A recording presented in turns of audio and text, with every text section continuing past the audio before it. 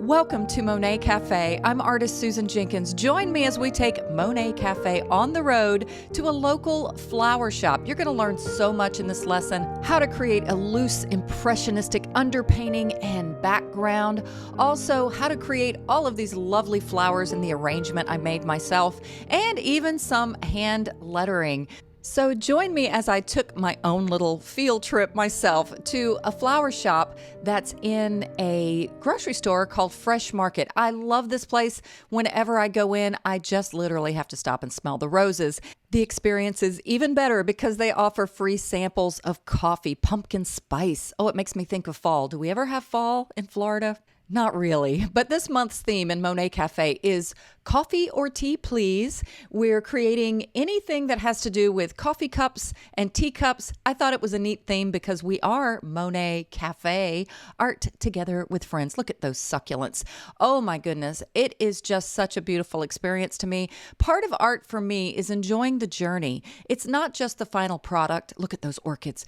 It's the whole process of painting. I love the experience. I love being an artist, so I thought I'd bring you guys along with me while I picked out some flowers to make my own bouquet. I love eucalyptus. It smells so good. These are some of my selections, so come on into my kitchen while I arrange a little bouquet. Oh, and if you would, go ahead and like this video. I think you really will like it. Please subscribe to my channel and hit that little bell icon to be notified of future videos. Also, I would love it if you would consider becoming a patron of mine on my Patreon page. It's a wonderful way you can help support this channel, bringing these free art lessons to so many artists all over the world who literally have no other means to learn to paint. Oh, and my patrons get extra content and extra goodies. I found this coffee cup while I was shopping. I thought it was perfect. It really is. Love really is the answer, right? In this crazy, divisive world. I didn't have any way to get my flowers to stand up very well, so I just used this play sand that was kind of squishy, and it worked great. So I started arranging the flowers. I wanted it to have an artistic feel with lots of color. And by the way, if you are a patron of mine on my Patreon page, you will be getting a downloadable reference image, a traceable sketch if you are a beginner, and also all of my color notes of the pastels and products I used for this lesson. And speaking of products, let's talk about this surface. This is Spectrum Colourfix Pastel Paper. I love that it's water friendly. You can see you could use pencil, you can use ink, you can use watercolor. It's so versatile, but it literally is a sanded surface, which is great for pastel painting. I have some water and a paintbrush here because I'm going to be doing a wet underpainting. Now, I like to recently I've been mounting my surfaces just with some black artist tape onto a piece of foam core board. It allows me to move my painting around really easily if I need to. Here's the photo I snapped. Again, if you're a patron, you'll get this, but you can see it throughout the painting process. Now, here's what I'm using for an underpainting to create a nice, loose, and painterly background. These are called Neocolor 2 Water-Soluble Wax Pastels by Karen Dash. I love these. You do not have to have them, though, to do what you're going to see me do for this underpainting. I'll describe how you can do the same underpainting with either soft pastels or watercolor. Here's a quick look at my pre-chosen pastels.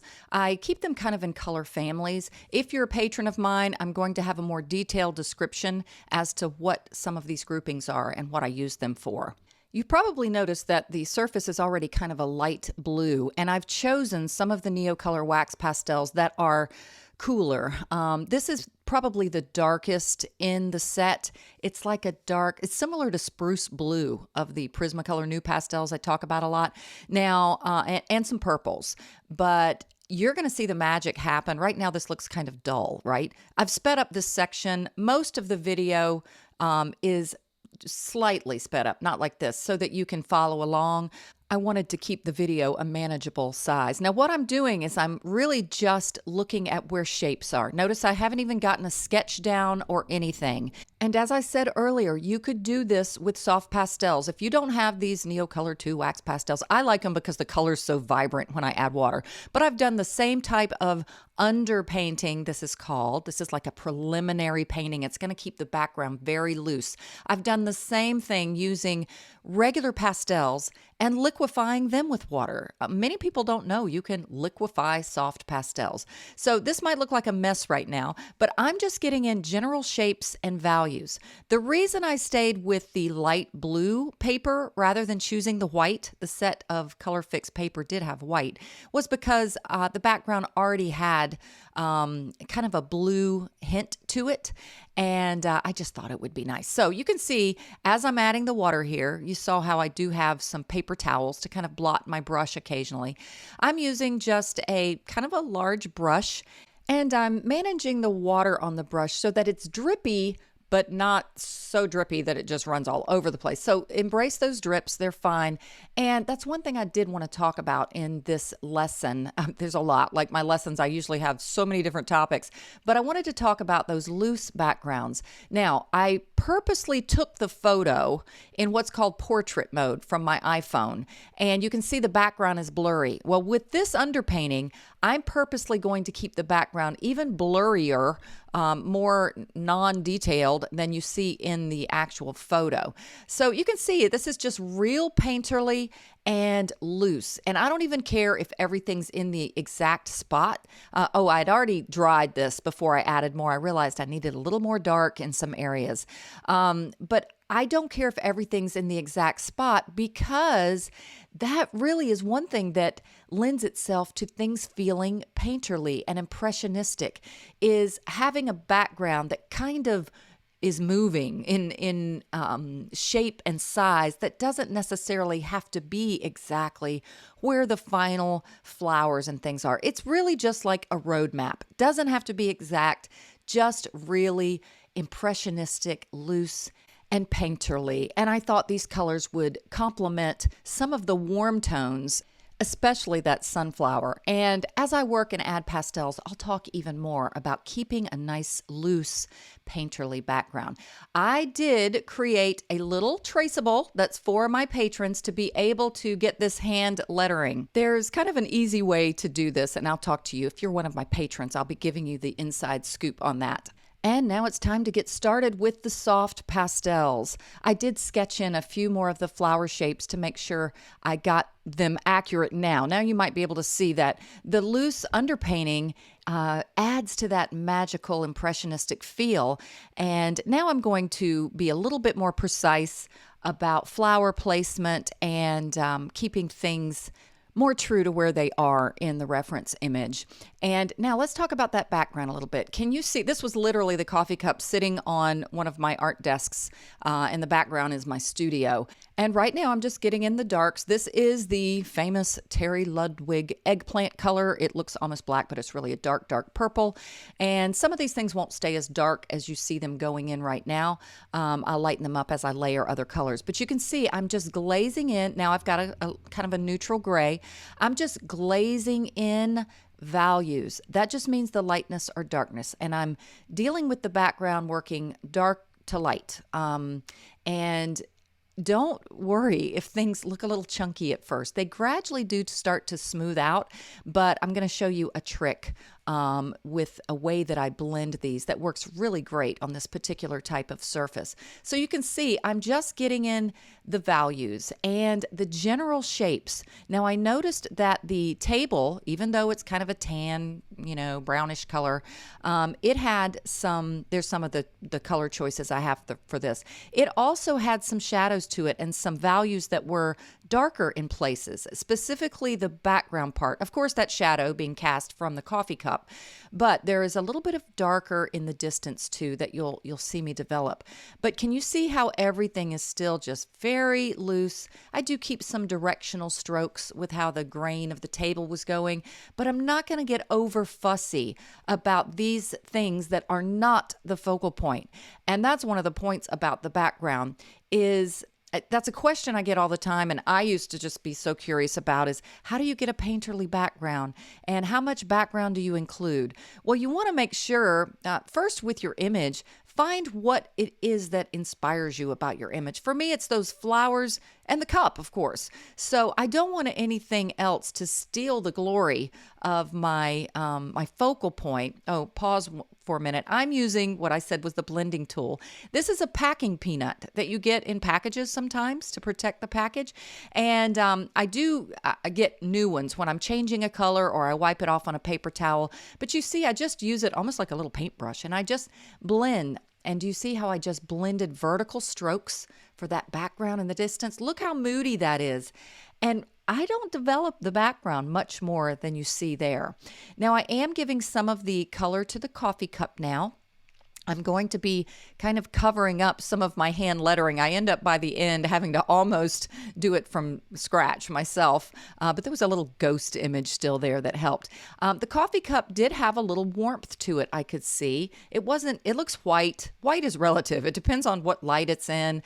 So there was some warmth coming from one of my windows. So that's why I added a little warmth on the right side. That's where the light element was from, and above my studio lights. And it was a little bit cooler and a little bit of a tad darker value on the left side of the cup. I am not trying to get any hard edges here. Things in nature really don't have a line, a linear edge. They have more of an edge that is formed by different values, a light value next to a dark value. It's an edge versus a line, if you understand that. I had a Patreon lesson on that. So now I realize the inside part or the middle part of the cup there where the letters are, it was a little too dark. I was lightening it up. So later I'm going to go, but now I am. I'm blending it now a little bit. And I'm going to just leave that cup be. I don't want to get over fussy about this. I'm going to do the hand lettering towards the end. And now that I've got my big shapes in for my background, my table, and my cup, I'm going to start developing the flowers. Now, with a loose background that I think is so important, again, for that painterly look, you want to make sure you just stop before you think you should. Just leave it alone, because a lot of times it will be fine the way it is. You want your focal point to get center stage. So the flowers are definitely the focal point. Again, the sunflower, I would say, is primarily the focal point. I liked the location of it. It wasn't right in the center. And the cup. So you don't want the background to steal the viewer's attention and take you away from the elements that you think are the primary interest. I will be zooming in just a bit so you can actually see me create some of these flowers a little more closely. And the photo that I printed out, the flowers that I'm working on now, in the photo they looked more pink. In the actual image on my iPad and in real life, some of the flowers were a little more purple. So if you see me painting them more purple, that's why. Some of them were beautiful, brilliant pink. Now there's just one of these little buds sticking out there. And typically the way I work, I'll talk about it more when I create another flower, is dark to light with soft pastels. Usually you get your darker value down first as a base for some color contrast, and then you add your highlights on top. Also, too, sometimes right where that stem meets the flower bud, sometimes there's a little dark area right underneath there. So now I'm getting my darker stems in so you can kind of have some contrast and value contrast even to see where they are. And then you'll gradually see me adding highlights to those as well, where the light is hitting on the sides of some of them. Now, let's talk about this flower that I'm creating now. This is another one of those purple flowers. You see how I'm using darks? So I'm using two basic darker colors. It was a dark purple and a darker kind of magenta, because even though the flowers were purple, they had little hints of pinkish tones to them as well. And then I gradually, over the darks, I just layer, I'm looking at shapes is all I'm doing. I get in my darks and then I start adding little color and values in the general shapes where I see them on top of the darks. Again, you'll see this more clearly when I zoom in on some of the other flowers. And now you'll see I'm getting kind of this little bit lighter value. This is a pretty purpley blue. And I used a little bit of the yellow that I'll actually be using in the sunflower to add some little highlights and warmth. Again, the sun was coming from the right side. Here's a little bit more of shaping some of those highlights onto the petals of the flowers, which is going to give them more form and feel more like the way these flower petals really were shaped.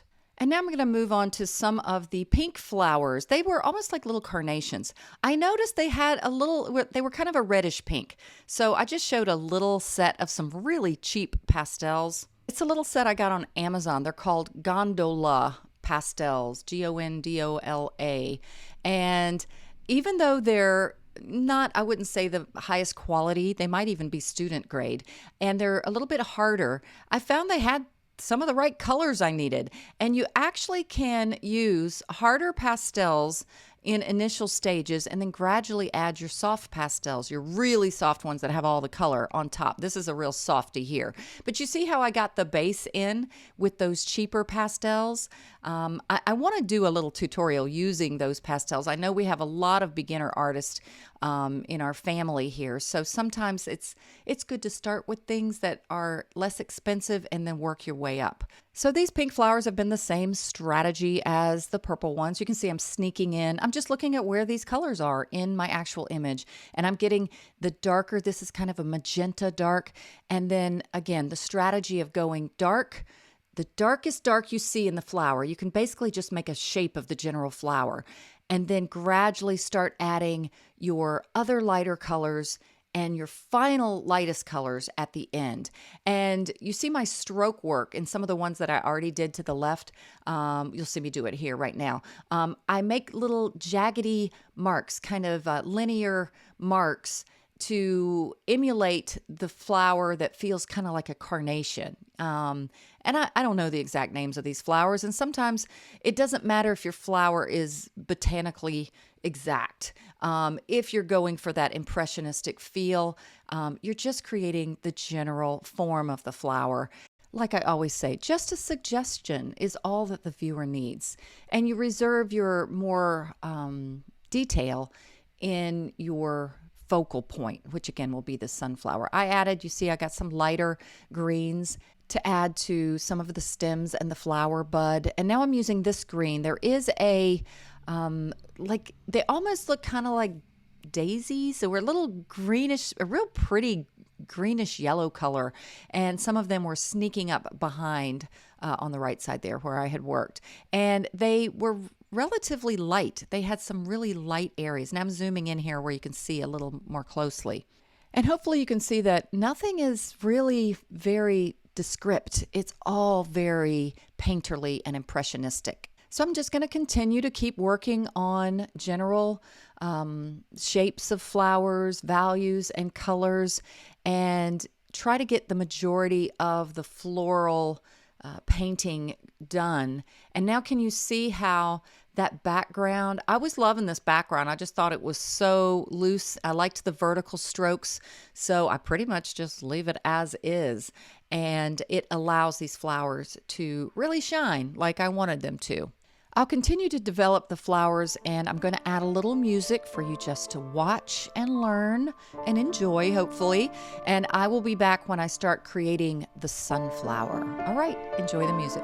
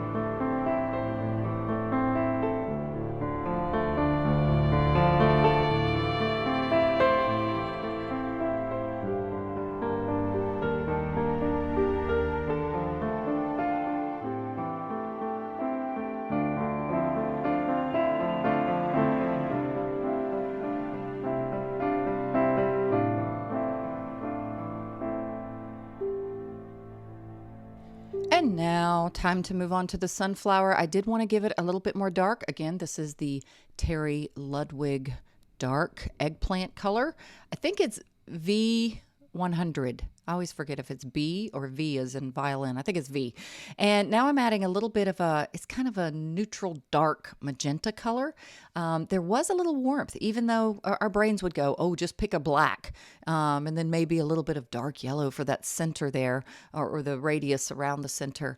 But there are little nuances of colors in there. So it's often good to combine a few colors when you're creating a dark. Now I'm sneaking in, since I had the dark in my hands, some of the other areas I saw were dark. Down at the base of the cup, I'm adding now, again, same principle. I'm sorry it keeps going in and out of focus. Sometimes I have my camera where my head gets in the way. But these are the same principles as before, dark to light. Now I added a little bit of that dark orange so that I could get just little flecks of a little bit of that golden color. There is a little bit of that in the center. Now, same principle again. I'm picking my darkest value. Even though your brain is like, okay, those are yellow petals, let me grab yellow. I'm getting in those rusty colors. If you look at some of the petals where they're close to the center, they really are kind of a darker orangey color. So I get those values and colors in first, and then I gradually go to my next lightest value, which is kind of this pretty orangey color. And then you're going to see me develop these petals, really just some gestural marks. I am not focusing on having every petal so distinct and individual. It's more of a flow, an energy, a feeling of how these petals are going. So just little nice gestural marks with the same principles of getting your darker values in first and then gradually getting your highlights where the light would hit. And you can see that I'm taking my pastel, and now I did have some of these petals that were curving in. That's why I left some of that area not so dark. You know, I didn't bring the dark all the way into a complete circle because I knew I had some of these petals not quite open. This sunflower was not yet fully open. Some of the petals were still kind of hugging it, curled in, and now you can see just these lighter orangey colors on top, and then I'm going to get an even lighter yellow for my final bright highlights. And this is a nice Terry Ludwig pastel. If you see the pastels that look rectangular, they're kind of chunky, they're Terry Ludwig. I love it. This company is great. The people are great. The product is great. Mine looks a little shorter than the ones you might see in the box because I break them. I break a lot of my pastels. I find they're just a little more manageable. Now you can see I'm adding the little lighter yellows. I had another artist, I wish I could remember who it was, who recently said, rather than breaking your pastels in half, break them in a division of 2/3 and 1/3. Then you have two sizes, not just two halves, if that makes sense. Now I'm working on this eucalyptus leaf. Again, I apologize if it kind of goes in and out of focus a little bit. I absolutely love the color of eucalyptus leaves. They're kind of this sagey, cool green. I again got some of my darker down first. The dark that was kind of, if you look at the image, the photo you can see to my left there, you see how the top of that inner eucalyptus leaf, it's kind of got some dark where the leaf is shading it from the sun hitting it, but there's a light edge on the outer perimeter and where some of the eucalyptus leaves are getting a little bit more of the sunlight. Here I'm rolling around pastel just to give that feeling of the sunlight hitting the edge and just continuing to develop some of that color. This green was a little warmer, just to give a little bit of warmth to it. Now I'm getting in that back leaf with kind of a cooler, darker greenish color. Now gradually layering my lighter, same principle, putting down my darker values first, gradually going to my lighter values. And you see how this all of a sudden starts to feel like those eucalyptus leaves. And I noticed there was a pretty sagey colors in some of those flowers. And now I'm adding a little bit of light values to a few things. Now I did notice that in my reference image, sorry you can't see it, it's over to the left, there were a few more darks down where some of those flowers were gathered in the inner part of that cup. And now I'm just going to work on filling in some of these areas that are there. You kind of almost can't tell what they are. There was like a little leaf there, and they were just very subtle colors and values. So I didn't even want to define them too much because they're not the focal point. Gave a few more highlights on some of the pink flowers. They were a little lighter, so I wanted to brighten them up just a little bit. But that one blank area next to the sunflower, to the right of the sunflower, is where another one of those greenish yellow flowers is kind of reaching upwards. So you'll see me develop that and continuing to, add little subtleties to some of the other flowers. But notice I'm still trying to work the whole. I haven't gone in and gotten too specific about anything other than really the sunflower. I find my work is more painterly and impressionistic when I work the whole, when I don't get bogged down with making something just so detailed or so perfect to begin with. Often the viewer needs very little to give the suggestion of what you're trying to portray. So I am going to add a little more music now, and I will be back when I get to the hand lettering. So enjoy, and I'll be back soon.